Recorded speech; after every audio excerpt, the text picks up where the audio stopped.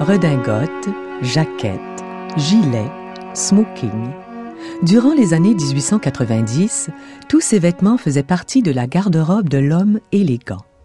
Seul le smoking, lancé il y a 100 ans, a traversé l'épreuve du temps et est, encore aujourd'hui, un symbole classique de l'homme chic.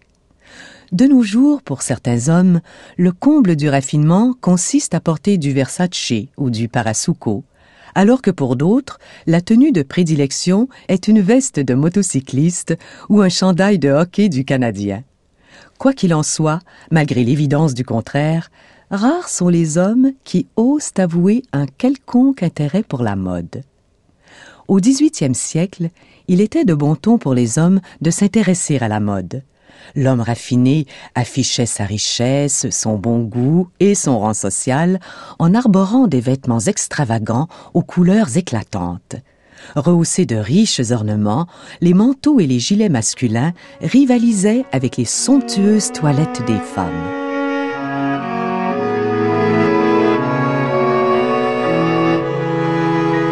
Au début du XIXe siècle, la mode deviendra associée à l'univers féminin. Désormais, elle n'est plus considérée comme une préoccupation adéquate pour l'homme. En public, les hommes se disent indifférents à la mode, mais ils n'en continuent pas moins à exprimer leur pouvoir, leurs conditions sociales, leur richesse et leur individualité par leurs vêtements.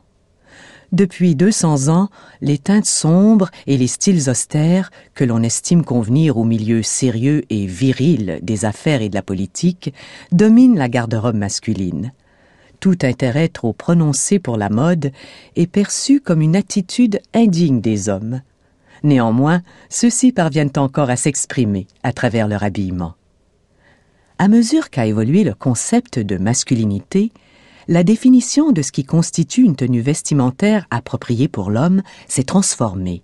Avec l'arrivée du XXIe siècle, le rôle de l'homme continue de changer. Comment ces changements se reflèteront-ils dans ses vêtements?